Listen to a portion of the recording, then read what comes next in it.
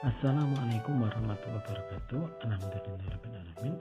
Allahumma shalli ala sayyidina Muhammad wa ala sayyidina Muhammad. Alhamdulillah, pada kesempatan hari ini setelah PTS ya, kita bertemu lagi untuk pembelajaran kita untuk melanjutkan ya, sudah melanjutkan di tema 3. Apa kabar semuanya? Sehat semua ya, alhamdulillah.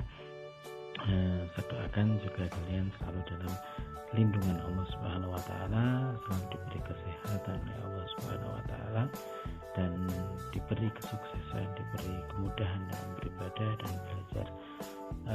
Anak-anakku, hari ini kita akan belajar di tema 3, subtema 1-2 muatan pelajaran PPKN. Sudah siap semua ya? Silahkan bagi yang belum siap untuk menyiapkan alat-alatnya, alat-alat tulisnya, alat bukunya juga, buku temanya. Silahkan kalian keluarkan. Kita akan mulai ya.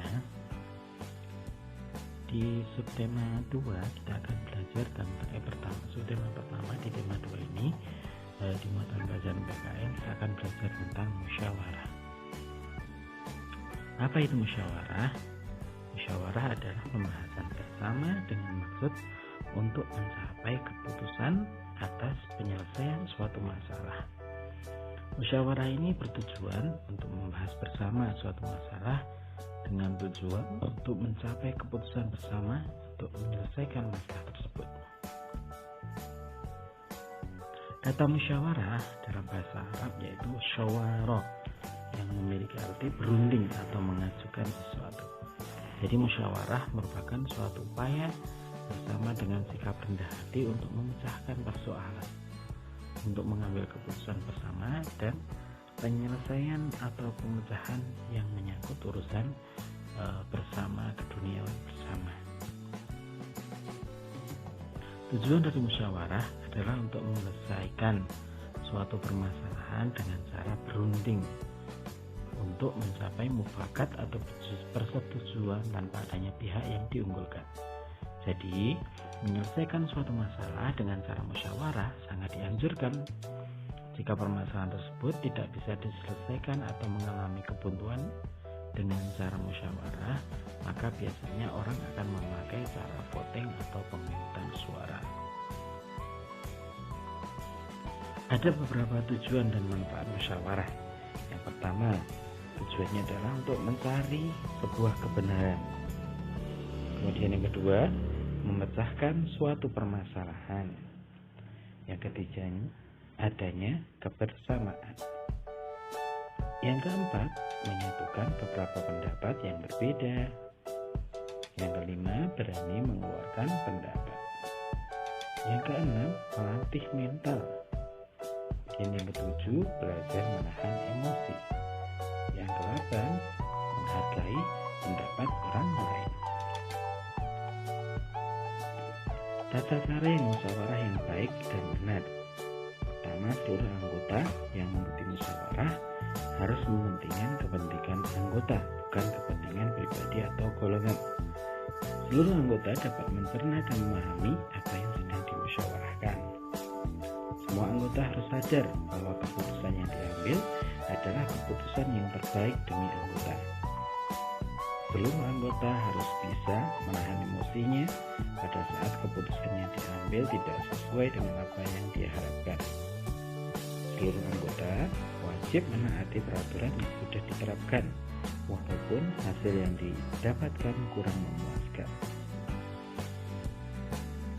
Ada ciri-ciri musyawarah yang baik. Yang pertama, setiap siswa dikenalkan ikut serta dalam musyawarah untuk mengambil keputusan. Ciri yang kedua, setiap siswa dapat mengeluarkan pendapat, pikiran, dan pandangannya. Ciri yang ketiga, setiap peserta musyawarah memberikan pendapat yang baik dan tidak bertentangan dengan kepentingan bersama.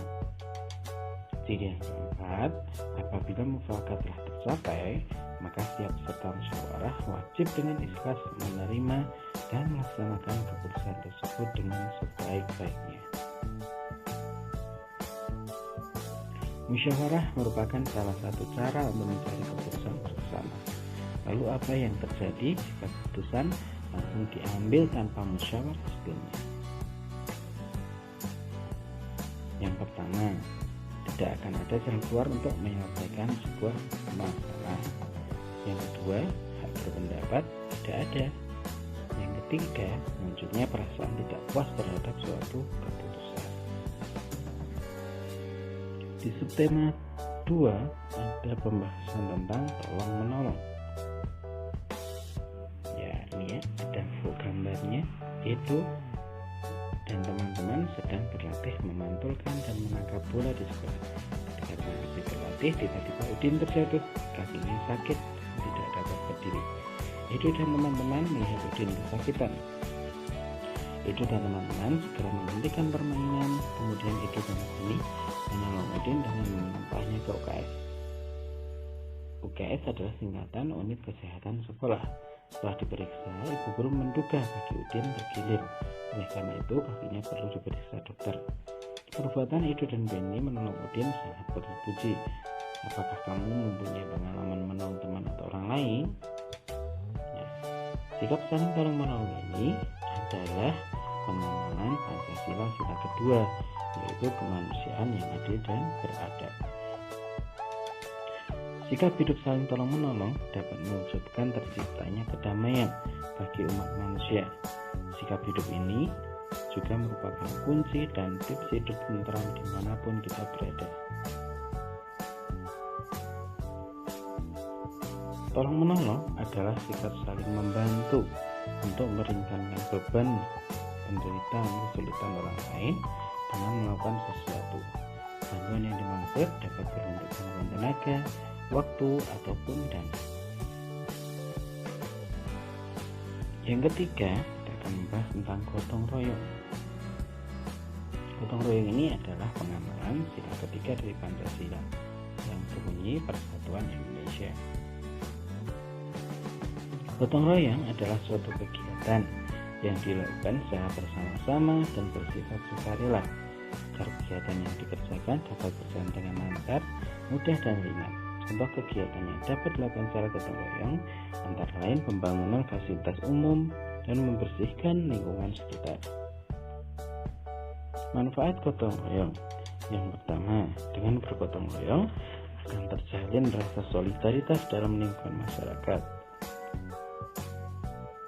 Manfaat yang kedua, supaya kehidupan masyarakat lebih baik dengan diadakan gotong royong. Manfaat yang ketiga, pekerjaan selesai dengan cepat tanpa harus mengeluarkan biaya.